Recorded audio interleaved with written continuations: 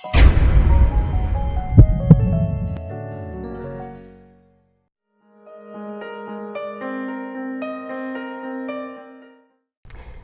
and welcome to Heart-Centered Success. I'm your host, Diane Hayworth, and I am really excited about the program we have for you today. I've got three of my good friends here, and we're going to be discussing one of my favorite topics.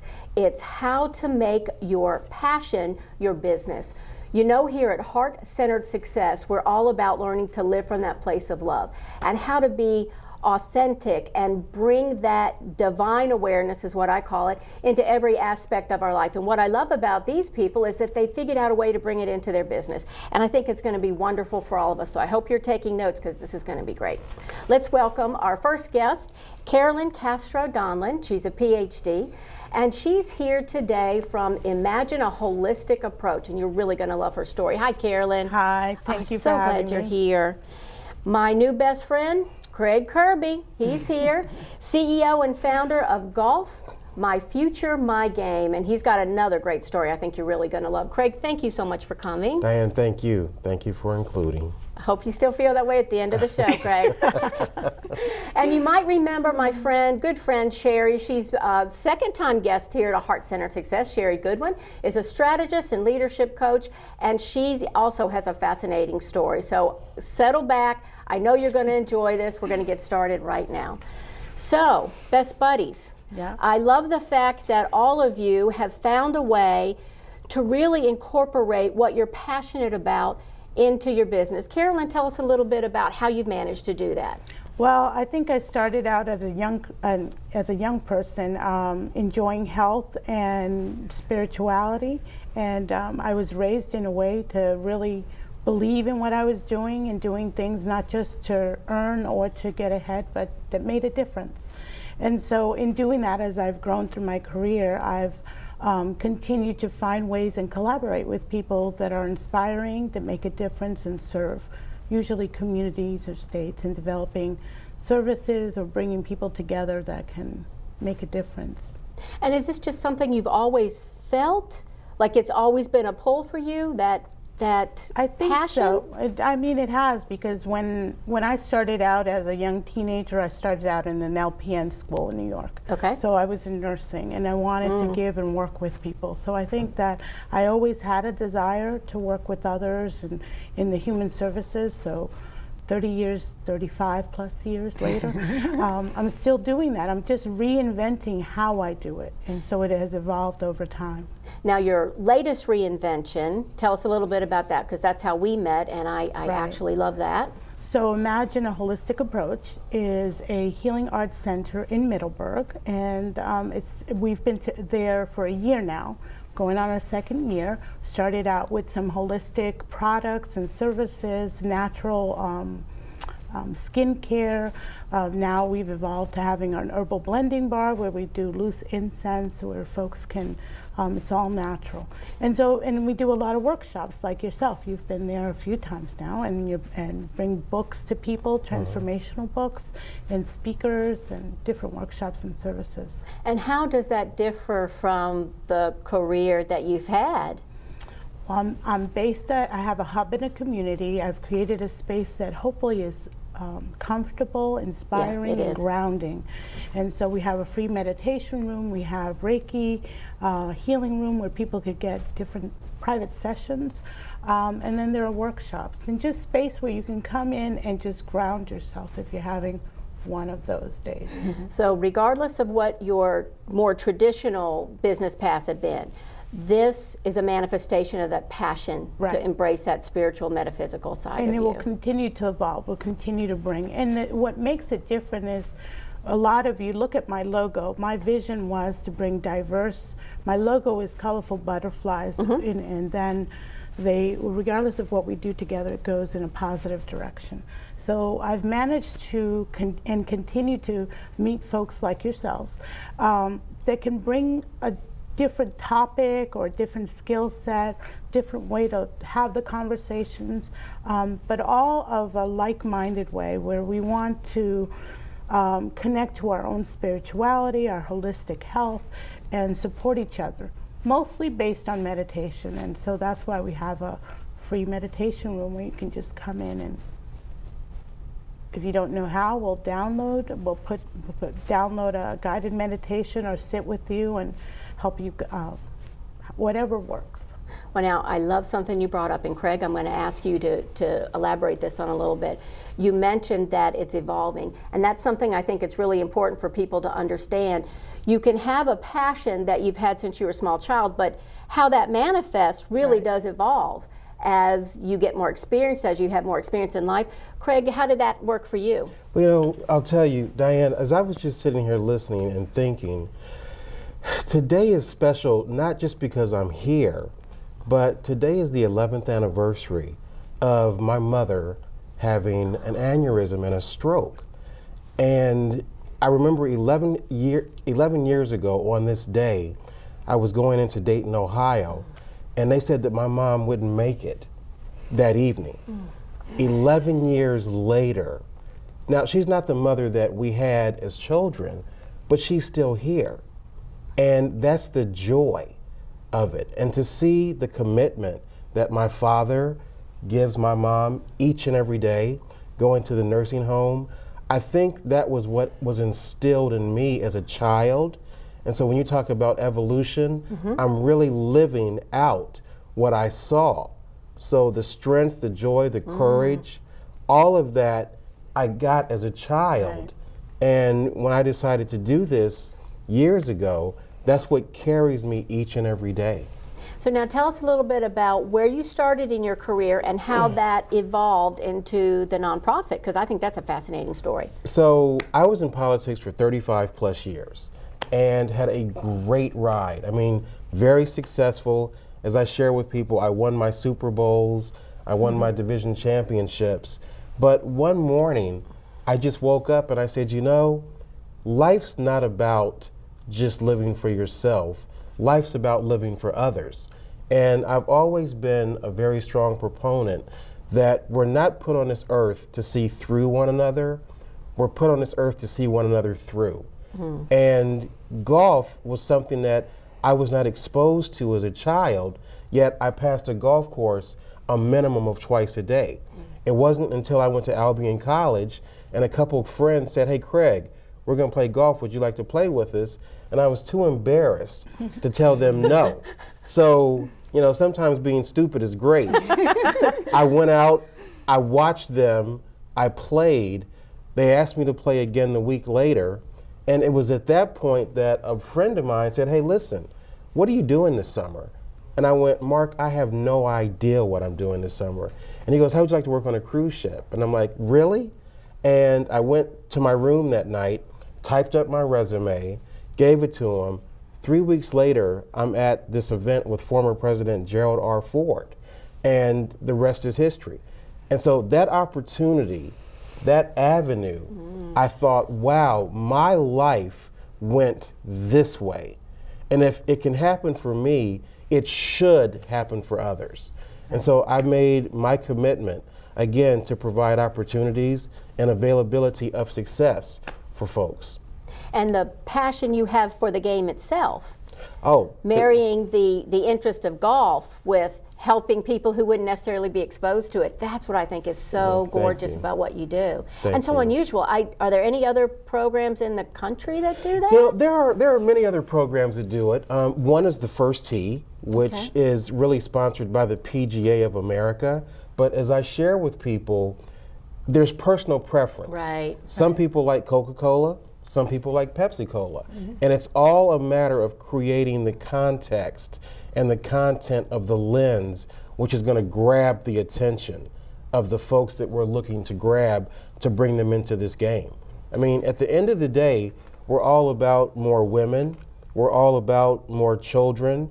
We're all about more communities of color and millennials coming into the game of golf. Golf is a $70 billion a year industry. That's a lot of jobs. That's a lot of opportunities.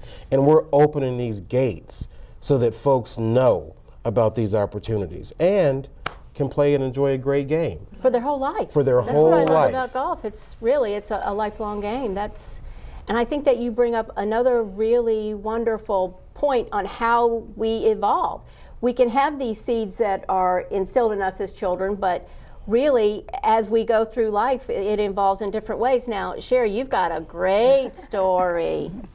Tell us a little bit about how you have reinvented and reinvented and reinvented what you do. Yeah, thanks, Diane. Thanks for having me here. And gosh, you guys are so inspiring. I'm just sitting here tingling, all happy. I want to go learn how to play golf. Yes, please. I want to meet his mom. Yeah. Yes, please. So for me, I think my whole thing is I actually think that I'm reverting back. I think I'm reverting back to my 9-year-old self. Because when I was 9, I was like this outdoorsy kind of person. I had dogs. I played with all kinds of different things. I loved horses. We didn't have a horse or anything, but I always wanted a horse, but we didn't have any money. And I was like, but someday I'm gonna have a horse. And I don't know how, but I'm gonna make it happen. And so back when I was 9, really my biggest strengths were in, if I want something, I can get it. I don't know how, but I can make it happen. And I'm gonna just position myself. I'm 9 years old, who gets this, right? My parents were amazing. They were like, oh, you can do anything, Sherry, even though we can't afford anything. You can do anything, but we can't afford it, but you can do anything.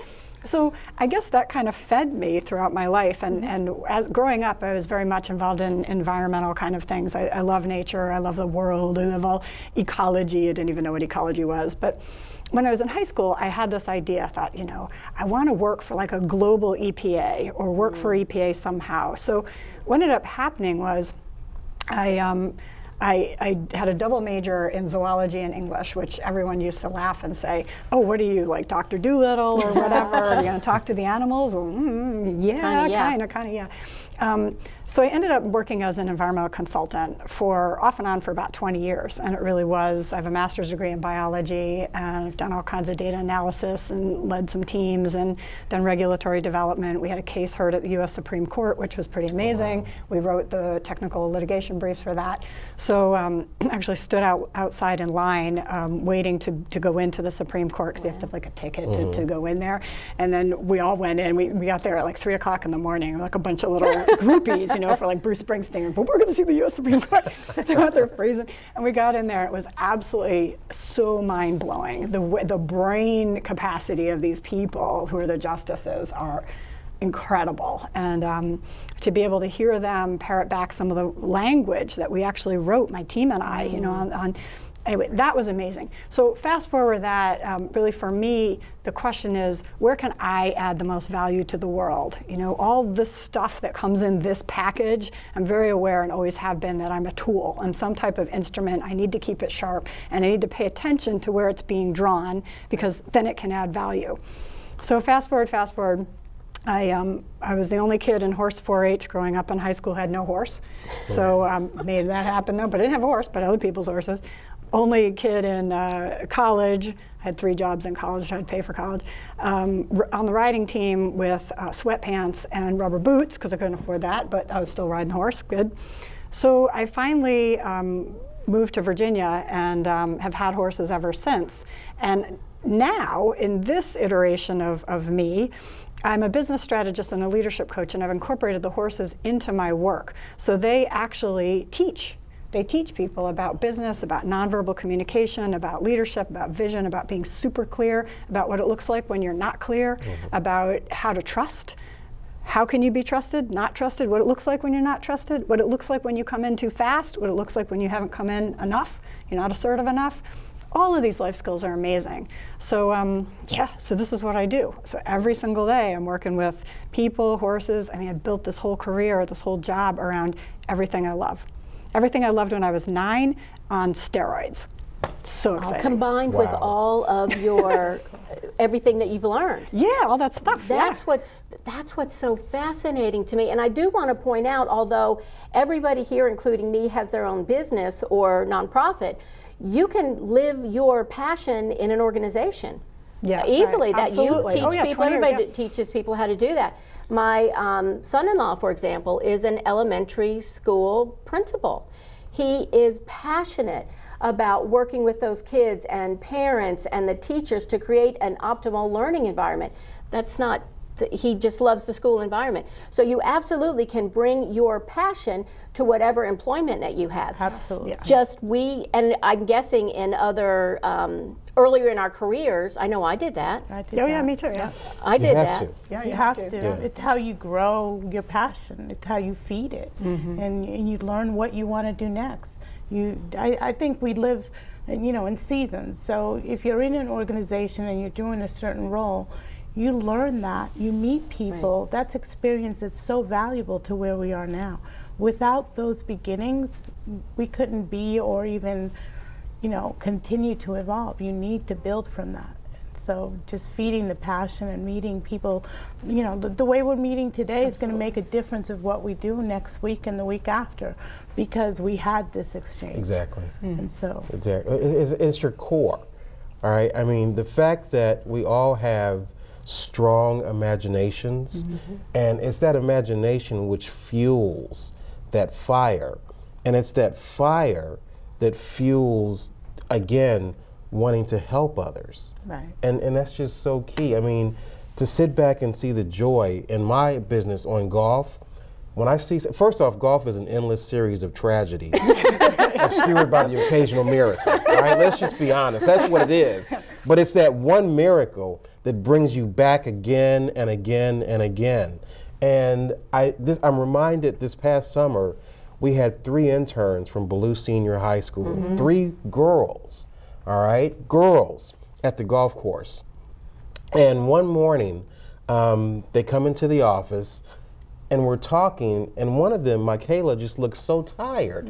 And I said, Michaela, I said, dear, why are you so tired? I said, I've told you, you've got to get sleep at night. And she goes, Mr. Craig, she goes, I know, but I was up last night. And I went, well, what time did you go to bed? She goes, I went to bed about 9:30. Well, what time did you wake up this morning? She goes, about 7:30. So I'm doing the math, and I'm like, something's not sounding right. And she goes, but my mama came and woke me up at 11:15. And I went, why? She goes, my brother got shot last night. Oh my gosh. And my other brother got hit by a car. And I looked at her, and your reaction, I was like, okay. And then I took her to the side, and I said, Michaela, are they okay? And she goes, we think so. And then I said, why are you here? And she goes, because I'm learning something I've never learned before. And this is changing my life. And that is when I said to myself, God, thank you. Thank you for putting this in my body Right. to help change lives for other people.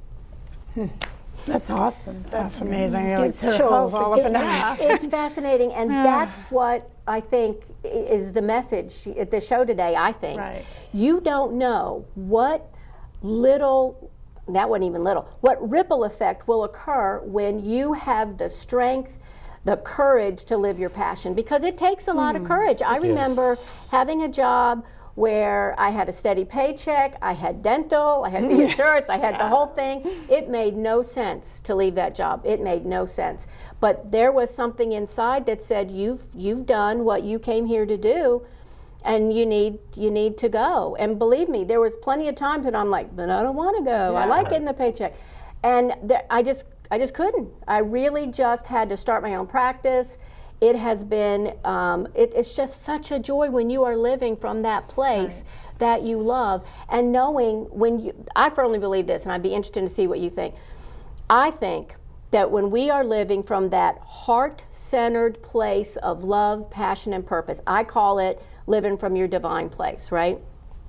That not only are you happier, healthier, abundant in spirit, financial, every way, but then that just creates this ripple effect, and it positively affects your family, your community, your county, your country, and the world. I do think that's the way that each of us can create a more loving world, doing what we love in a way that is moral, ethical, and congruent with our beliefs. I'd be interested. What do you all think of that? Absolutely. I mean, that's what led me to opening up the Imagine a Holistic Approach in Middleburg. I took a huge risk in a town that I don't have roots in, to create a space that I envisioned, but was hard to articulate.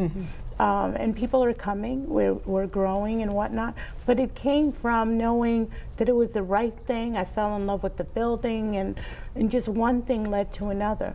But I left that big job with all the, before that, to build a consulting business that led that, but that's a whole other story. But the point being is, you have to leave sometimes places that are secure and take that risk and stay open. If you truly feel the passion, it all comes together, and it's a lot of that blind faith.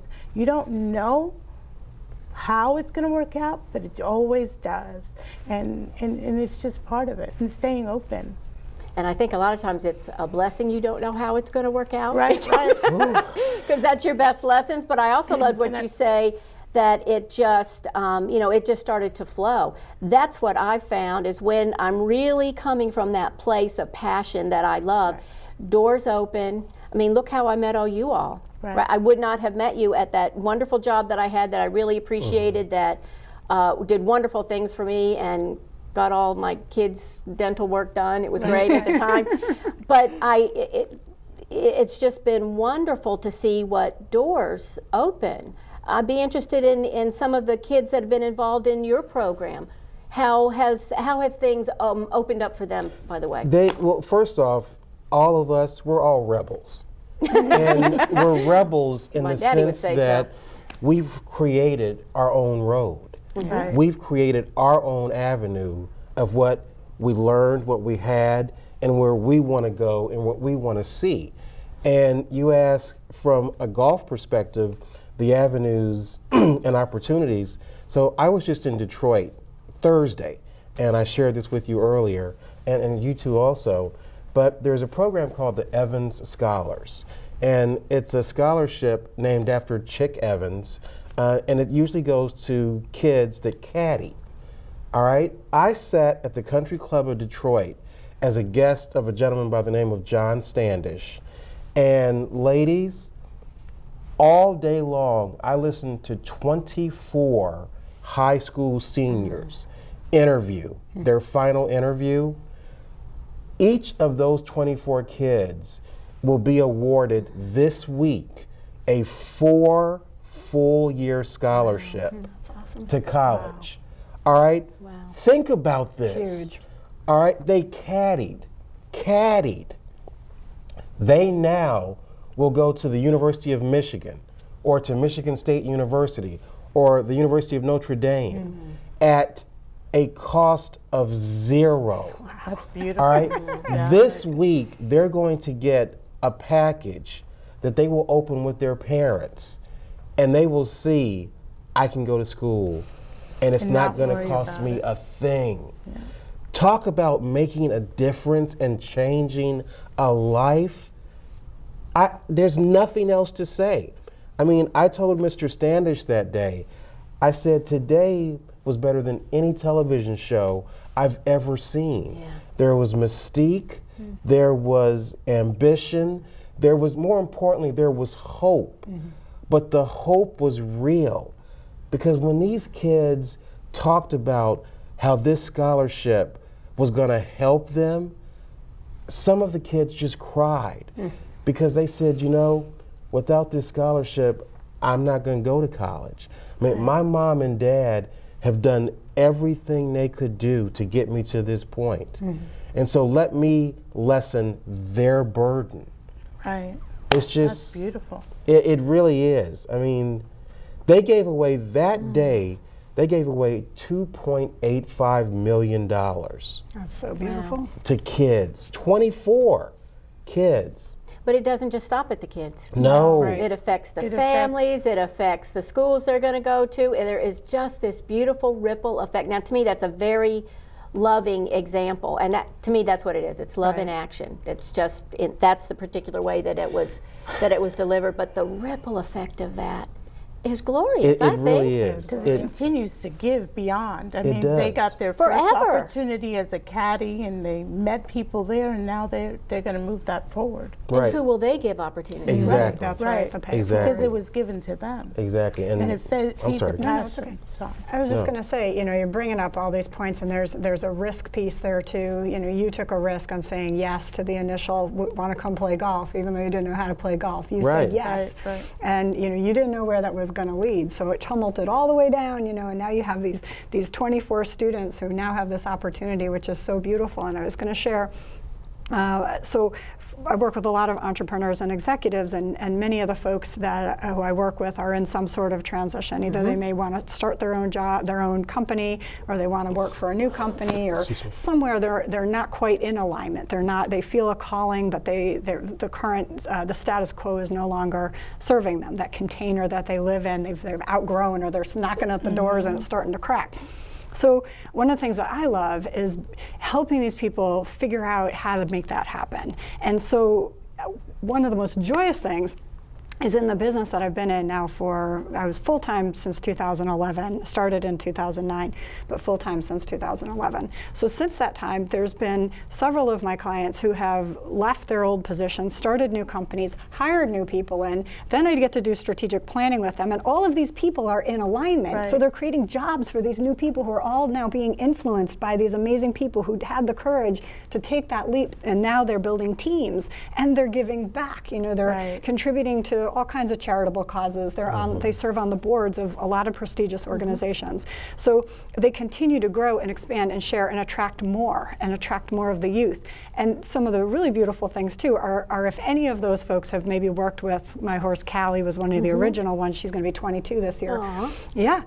They'll reference back and they'll say, when I was working with Callie in that one session with you, remember, it was just like that when I was at the board Right. meeting. I'm like, are you kidding me? How fantastic is that? That's awesome. They take this and they can move it and they can help other people, and that makes me so Wow. excited. And, So and that's a powerful. gift in itself, the role modeling from one group to another, and the generational piece. Well, the other thing that's so important, I think, is what you had referenced before. It's not one size fits all. No. Not everyone is interested in golf. Not everyone is interested in a store like yours. Not everyone is interested in horses.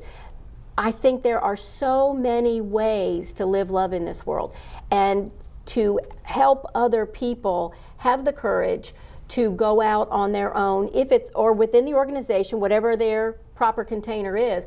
Once you have that one person living from the passionate place, they attract the others. Yes, They do. absolutely. That's what I support love, one and then you another. get this Shifts, yeah. team. Yep. And the energy shifts too within the Absolutely it organization. does. If you have someone working in anybody in an organization, really, it almost doesn't matter the level. I tend to work with a leadership in an organization because there's kind of this flow down effect, which is really powerful, and I tend to work there. Doesn't matter. You can be in the middle of the organization and have your own epiphany and own your own authority and walk through the world in that way at that same organization, and stuff starts to shift right around you, and it goes up, down, sideways. Everywhere. It happens. It really does. In Not my only at strategic work. planning and Not only at process working. improvement work, I've seen receptionists and folks that were part of the support team Yep. empower the Yes. leadership and Yes. actually shift the way things were going in a supportive and positive way, because they were empowered, Yes. or they were doing something that they felt was made a difference, whether they were recognized or supported in other ways to continue schooling. Most importantly, role model. Yes. They had a role model or a mentor. In many of my positions, I always made sure whoever I hired, I wasn't just supervising them, I was mentoring them to go further. And sometimes that was somebody who was my administrative assistant and currently is a regional manager within the state of Massachusetts. Supported and role modeled her to not give up, even if she was a single mom, to continue to go to school, even if it meant just one course this semester, because that's all you could handle. Because I did that, similar to you, I worked my way through college. And so we have to give back, and we have to allow people the opportunity to see us succeed so they can take the risk. Yeah. I'm wondering, what do you think about this? Because I'm thinking about my own path, and I would love to tell you it was just straight success, but it was more like this. And I think that's what gets people scared. And one of the things I want to really make sure that we get across to you all is that even though I can't say that I just love those hard days, woohoo, I can say that I am grateful for them. I am. That the difficult coaching clients are the ones that have stretched me in ways, have forced me actually to understand, create, and serve in a different way, and it's just fantastic. But I do want to talk a little bit about how people can overcome maybe that fear. It does, not having a steady paycheck, it's scary at first. It really is scary at first, it can be. I'm just curious, what do you all think is a good way, or what did you find, or what have you found in other people have helped them, rather they're going out on their own, rather they're going to reinvent themselves within an organization? How do they step into that passionate place? Sherry, what do you think? It's terrifying. I mean, it can Beyond. be really, really terrifying, and it can stop you. And you can find a million reasons, oh, now it's not the right time, or I don't have enough money, or I don't have whatever. And it's all practical, and it all sounds very logical. It's all coming from the left brain, it's all coming from ego, it's all coming from limbic brain going, no way in hell did I do this. Right. Here's the thing, when you were talking about the heart, so the heart, so as a biologist kind of person in the past, I'm really involved with neuroscience. I'm really fascinated by that, and so the heart is the most powerful, really, organ in your body, and it can influence anything. Yes. So when you tap into that place and you let this other noise that's going on telling you can't, you whatever, and you start listening here, you can empower yourself and you can start to see opportunities that you wouldn't normally see or be able to say yes to. So on a very practical level, so I've had 4 businesses. This is my fourth leap off the corporate track. Currently, yeah, so far. And it is hard. I mean, it does do this, and you're up here, and you're like, woohoo, rock star! Look at me, man! I made it. Check that box, and then boom! Right. What happened? Okay, climb back up. So before you make a big transition, be practical with the money piece, and make sure that you're not going to freak yourself out by having no money. I mean, one of the things that I recommend for folks that are thinking about starting their own businesses or whatever it takes is really think about 1 year's expenses and have it in savings, if at all possible. Have it somewhere. I mean, that's a practical thing to do. I actually did do that for this last company. I didn't do it 3 other times, and I didn't have to in one of them, and I should have really done it in another one. Been there, done that, or didn't do that. Yeah. So you can get really lucky and really successful right off the bat. Odds are you're probably not going to have that happen. So that would be one of the first things. And get really, really focused on what you want to do and why you want to do it. Right. Is it something that you really want to do, or is it something people are telling you should do? Yes. Oh, you're really good at this. You should go be a blah, blah, blah, blah, blah, blah. Well, I hate that, but I guess I should go do it, So Sherry, how do you do that though? How do you get, for people who are in that place, and I'm going to ask all of you, what are the 3 things, if you have 3 things, how would you suggest somebody tap into their heart? Because it's easy for us to say, but maybe some people. A lot of people are blocked. They haven't even given themselves permission to go in here true. Because this is a scary place that can hurt you. It can really, really hurt. So I totally get that. So one of the first things to do is give yourself permission to feel it. And then go just allow it to be, I'm drawn to that red rose right there. How beautiful is that? Acknowledge that, because it's beautiful. Tiny baby step, right? This is how you just start. Oh, I kind of might want to go into that boutique. Oh, I should never go into that boutique. They have too many expensive clothes in there. Go into the boutique. Don't buy anything. Just go in and give yourself permission to go appreciate that. So listen to that inner voice. So what's happening is you're starting to soften the edges of the heart and give the heart the ability, empower the heart really, and give it the ability to start seeking for you and start being able to show you what you really connect with. So I call this in my work reconnaissance. It's a discovery process. Go out there and find things that you think are cool. Discover. I don't care what it is. It might be grapes. So like you would as a kid. Yeah, just like that. As you would as a kid. You try this, or you go on a golf game because these 2 guys that you don't want to think that you're not cool invited you to go. Yeah. Perfect. Yeah. So Craig, what can you add to that? I think suffering breeds character, character breeds faith, and in the end, faith will not disappoint. And Carolyn alluded to that earlier. If you've got the faith, that faith, first off, it's your faith. It's no one else's faith. But your faith will sustain you, because you're right, there are going to be days, there are going to be weeks, you won't get a paycheck. Right. I haven't had a paycheck in 4 years, but I've made it. And I've made it because there's a greater power that is enabling me to make it. You know, I tell people, there was a time I just couldn't make my car payments. End of story. And I woke up one morning and I heard somebody, my alarm going off. And I'm like, what is that? And I go out and guess what? The car was being taken.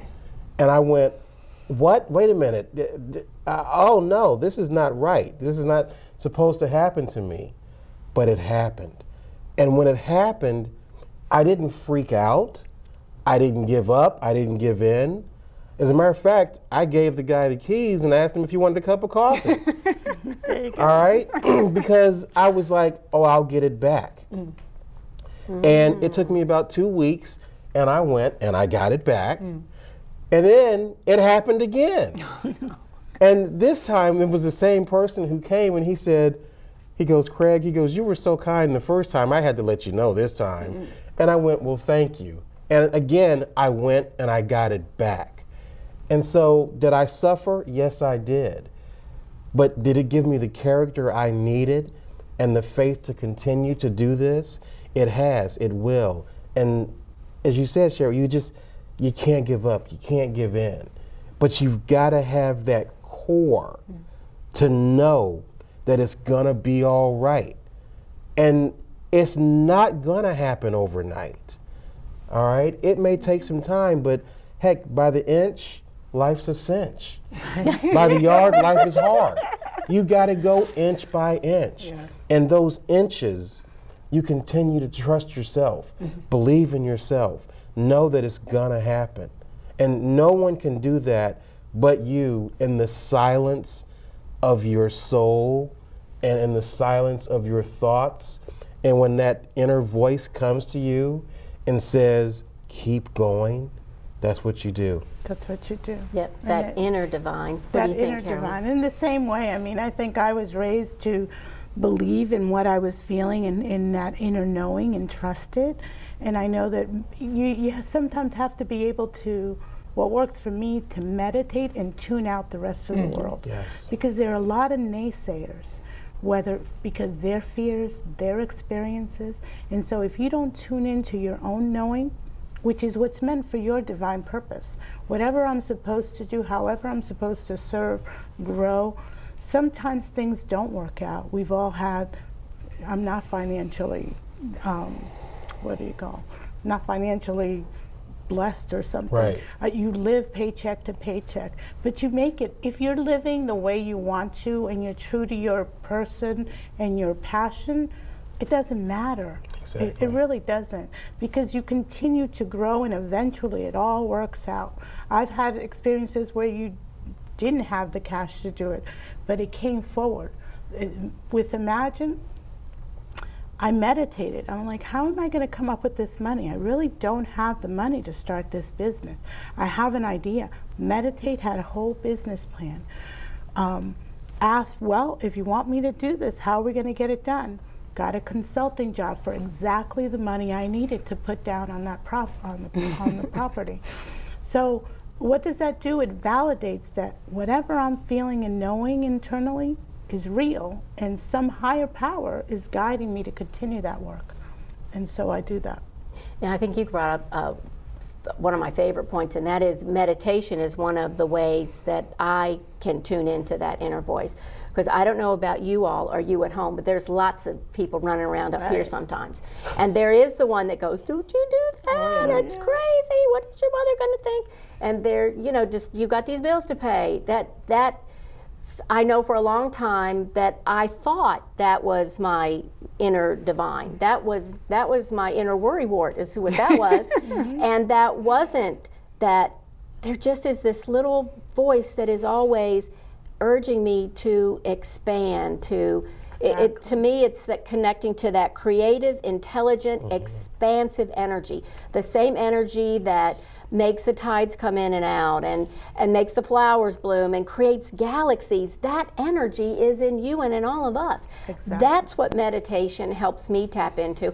It sort of stops the other little voices that are really loud, by the way. It stops them so that I can hear that place in me. And you're right, I have gotten, I don't know how to do, what are 3 things I need to do? And literally, I will sit with a journal, go into that space, and what are the next 3 things I need to do? Boom, boom, boom. And I'll look at it and go, well, I'm not smart enough to figure this out. This couldn't have come from me. Exactly. But to me, that's a wonderful tool, is meditation. Another thing is, like you said, finding role models. And I do want people to realize, if you have role models in your family, that's fantastic. If you have role models in your community, that's wonderful. But somebody like Louise Hay was a wonderful role model to me. Me too. Right. She didn't even get started till she was 60. So all in my 40s and 50s, I'm going, I got time. Still got time. Look what she's done. I mean, it was just fantastic. So I think even if we aren't blessed to have role models right in front of us, we can go seek those out. So I'm curious, have you all had role models, people that you felt were coming from a heart-centered place and you saw them live in their passion? For me, certainly Louise Hay. Yeah, I would was say one. Louise Hay as well. Gosh, really, I don't know. I mean, I'm driven. Role models, I haven't really have a role model per se. There's people that are living, doing things, but not a person that I model myself after. So it's what I find is there's an energy and there's a draw, and that's what I see. And I don't like literally see it, but I feel it and I go towards it. You can feel the congruency. I can feel the congruency, and then that takes me to the next place. And then I align with other people like you guys, and I've been to your shop. It's beautiful. That's been my experience doing it the way you do it. And then I see you, and you can be a role model. Diane's totally a role model for me and has been for years. So these are people who are in my life as a result of following that vibration, following that energy. And then I see, wow, look at what they're doing. They're totally kicking butt, and they're driven, and they're going, and a lot of them don't have to, which is really interesting. But I do want to share one thing on the meditation and listening to the little inner voice. Yeah. You've got yours is yippee. Yeah, so the little inner voice, I'm sitting here and I'm thinking, oh, yeah, it's all peaceful and everything. And it's like, you need to get that horse. What? I have 4 horses, right? So I just got a little X-race horse. What kind of business do I have getting an X-race horse? He knows nothing other than racing. He's 6. And the little voice just got completely, it wouldn't stop. I couldn't shut it up. The next thing I know, and I said, I can't even afford that little horse, and it said, or I shouldn't, for sure I shouldn't, but I probably could, but I shouldn't. So as it turned out, the guy was super flexible on the price, and I had a price in my mind that I did not share with him, and that was the price that he then came to. So same thing like we were saying, Keller. Yeah. And then I said, well, I still don't want, I want to do this like at no real cost to me, because I have a husband, I've got other stuff. So that day, I went and saw the horse the second time. After the second day, I said, well, he's got to bring some cash, because this is the way it is. I had 2 new clients that afternoon that I hadn't really expected. Done. I said, well, then he needs to pay for his own stall cleaner, because I can't be taking on so much more work. Come on. Right. Keep asking. So I developed this whole program called Reinvention in the Round, because I figured, well, I'm going to work with him, and he's going to reinvent a career. I don't know what he's good at. I don't know. He's going through the same reconnaissance process that all of my clients are going through, and I've been through, and I'm going to continue. So what about if I open that to the public and I share that? So we're now it's on Facebook, on my webpage. Apparently I'm doing this now, inviting the public to see Reinvention in the Round with Lemon Squeezy, that's his name. Lemon Squeezy. February 3rd, yeah. So this is like the kind of thing where it just... And it's exciting. It made me so happy. I was so surprised at how happy I am, and he's a little pain in the butt.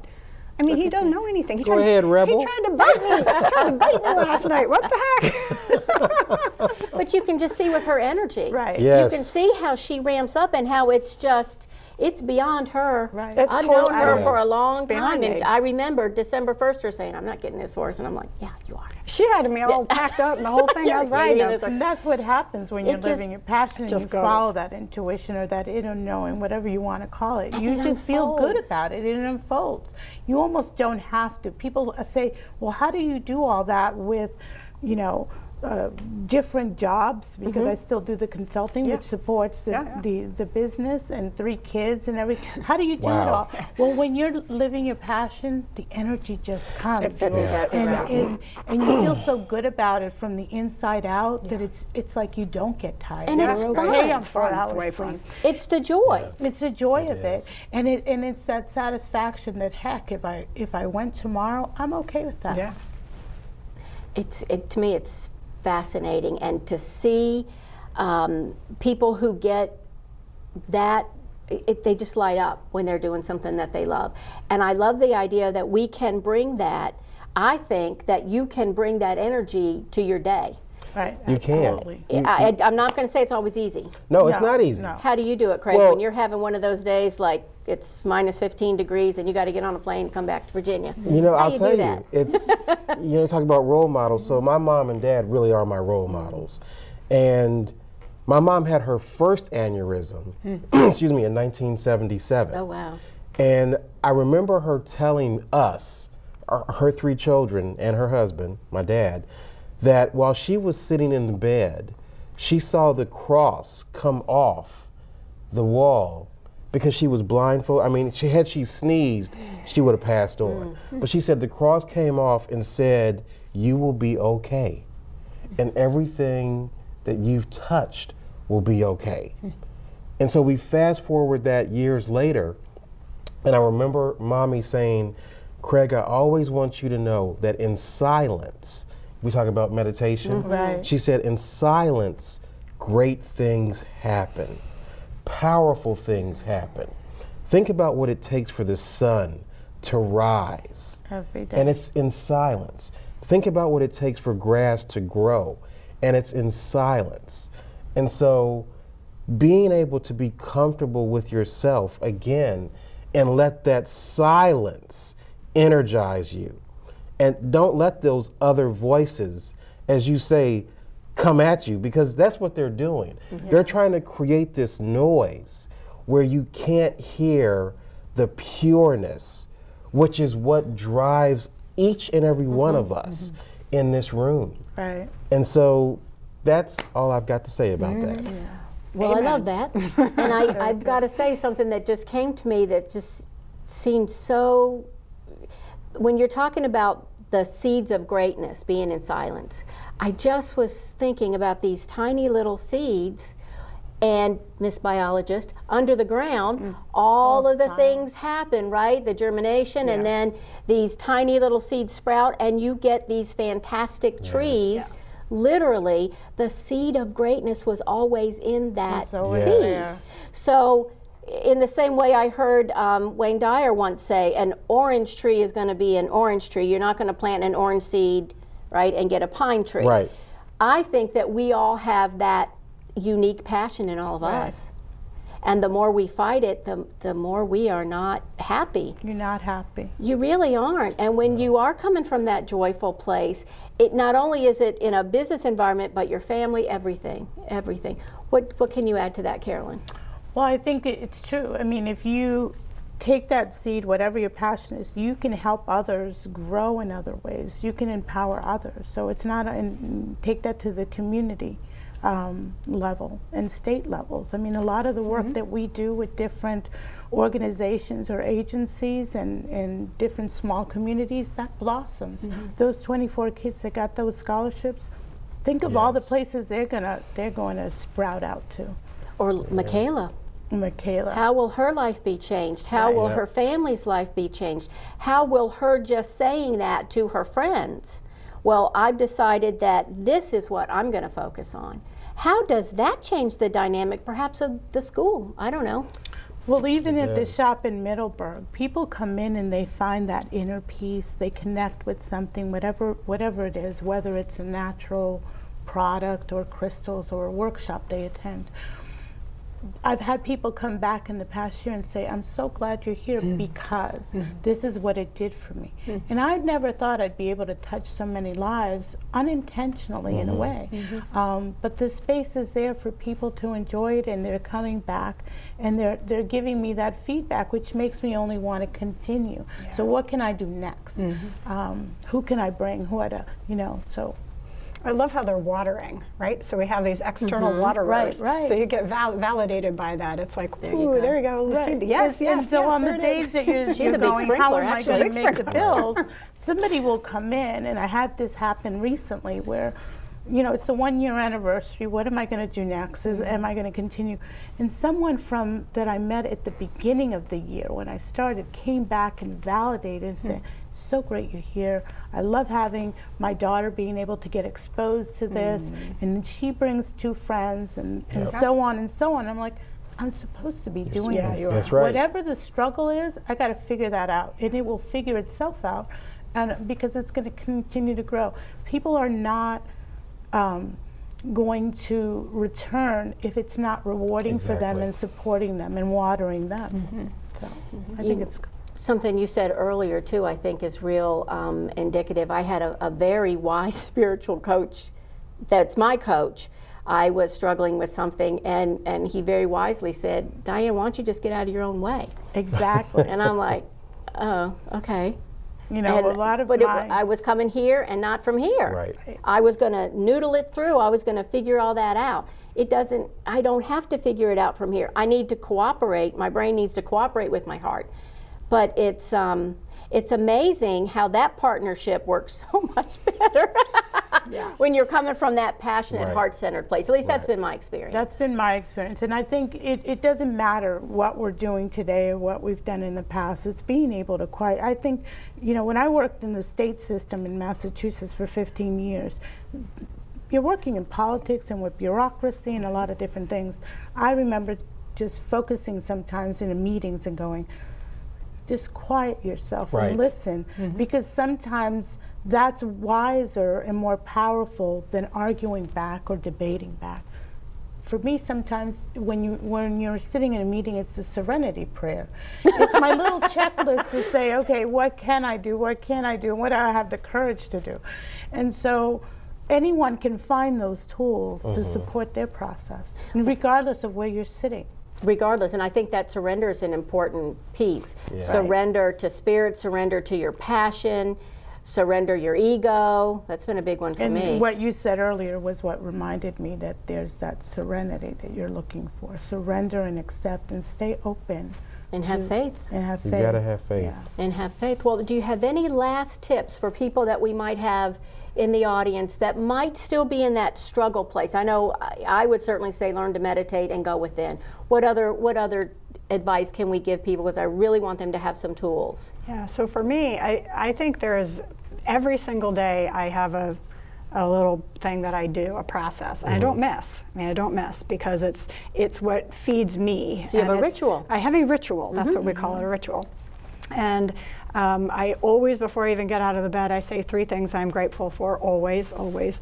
And I do stop at 3 because you can go overboard. Right. There is merit in doing the overboard if you need to really, really get it flowing, but Right. do 3. So there's that. Then I always journal, even if it's just bullets, every morning. And I didn't do this for a while. I did little tiny things, but I've been very consistent about the journaling because with the journal, I just put my gratitudes there, or so they're in writing. And then I do in the journal, just real quick, mentally, how am I thinking? Just mental, my thought right now. Okay, it's just awareness, right? And then E, emotion. What am I feeling? And then P, physical. What am I feeling physically, or what do I physically want to manifest? And then an intention. And it can take 3 minutes. I mean, it really isn't, or it can take half an hour. And then there's the meditation process. Right. But it's setting your day. But I always do that, and then the closing out of the day is what are 3 things that I'm grateful for that happened today. So it makes, part of this is a neuroscience thing because I'm training my brain to find the good. Find the Right. good, feel the good, look for the good, seek the good, get more good. Right. Find that vibrational alignment. And that's an intentional process. So those are the 3 things, and then a bunch of other stuff. But that sets me up pretty well for staying in that focused place where I can be open and accept. And that's really a lot of habits that high performers use. Right. I know in my journal in the morning, I also have the intention, I look at the schedule. At the end of the day, I also write, what are my 3 wins for today? What did I learn? And sometimes those are the harder lessons. And then, what am I grateful for? What can you all add to what you might suggest people try if they're in that little scared place still? Well, I think, like Sherry said, the ritual. I mean, I wake up ritual. every morning at 4:05 a.m. Not 4 o'clock, but 4:05, because 5 minutes makes a big difference at 4 o'clock in the morning. But I wake, I read, I pray, I meditate, and by 4:30 I'm out the house and I take a 6-mile walk. Wow. And I just let nature talk to me. And I listen, and when I get back to the house, I set my day. I mean, I've already had my day on schedule, Right. but there are certain things that I hear during that walk that I need to put in for the day. And then, as you both said, and as you might say, I'm sure, Carolyn, I then thank God that day for letting me make it through the day. And more importantly, everyone that He has put in my life that day to help them, help me, help them. That's a great ritual. Any ideas, Carol? Ditto for me. The only thing I would add that I'm not as good as journaling, so my journaling is sporadic at best. But as a parent of 3 teenagers, how do I demonstrate so that they learn to live off of their passion? And how do I stay out of their way? So I find the quiet time. I try to find time to walk and settle myself. But there's that constant reminder to not get in their way and try to model it in a way that my next generation gets what I got from my parents, which is live your passion. Don't go sign up for a 50, 60-hour job just because the paycheck is good. If it doesn't feed your passion and it doesn't grow you in a way that's going to be for a better good, I don't want them to do that. I wouldn't want that for my kids. And if it means they don't go to college or do whatever that is, do it in a way that you're good to yourself, that you feel good about it, and that you know. Oh, I love that. Do it in a way that feels good and that you're good to yourself. That's fantastic. I do want to quickly say that we'll have information in the credits on how you can contact all of these people, because I'm sure you're going to want to. What website should they use for you, Carolyn? www.imagineaha.com. And Craig? www.golfmyfuturemygame.org. Great. Sherry? www.jaeger2.com, Jaeger, the number 2.com. And I'm at Diane Hayworth, and all of that information is going to be in the credits. I really appreciate you being here today. I hope you got as much as I did out of this. And I also hope that you'll give a little thought to how are you living your passion in your own life? Are you allowing your passion to come through to your family, to your business, to your community, to your neighborhood? I think that every place in your life is the right place to make sure that you're loving from a place of love. So I just want to thank you so much for being here.